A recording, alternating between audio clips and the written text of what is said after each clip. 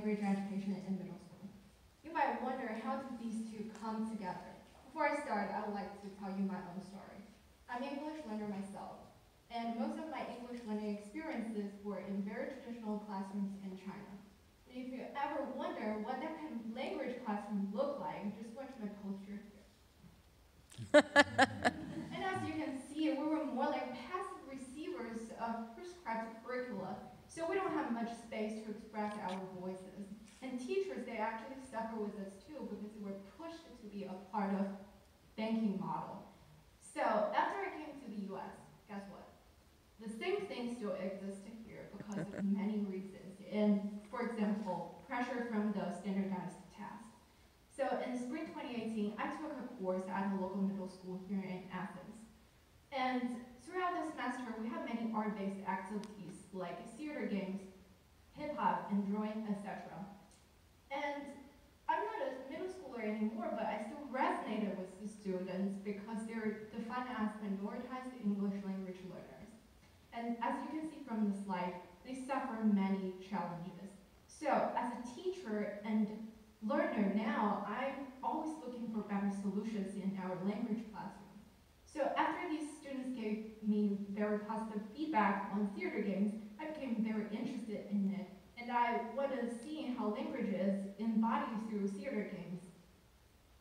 And this is one example of games that we played. So in this game, the audience will give a topic and our performers will give their argument and keep refining until the next student said, "I object," and they will do the same. So here, the first student said, "School is the worst thing possible." The second, the third student, and the last student said, "Garden norms will rule the earth." So these arguments can be silly, funny, or whatever way it goes.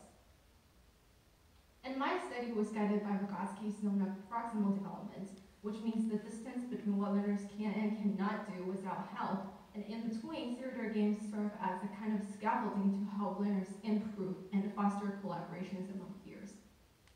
And we also had Boel's Theater of the Oppressed. And through these games, learners can go on the stage and perform and express their voices. So, in this study, I was trying to answer two questions. What are the roles of theater games? And can teachers really use it? So throughout analyzing my data, I found that theater games have different functions. They can be icebreakers to help us to build relationship and trust, some are just for fun. But games like I Object, they help learners with their arguments, make those arguments stronger.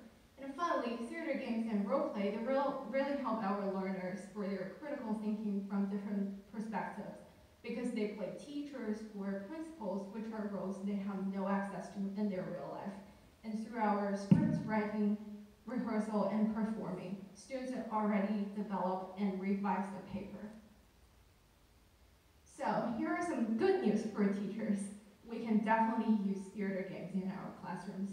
We can use some games to foster group discussion and teamwork in the pre-writing stage. And also, I Object help students shape their arguments. And finally, role play and form theater help them with their critical thinking and their argumentative writing. Thank you. Woo!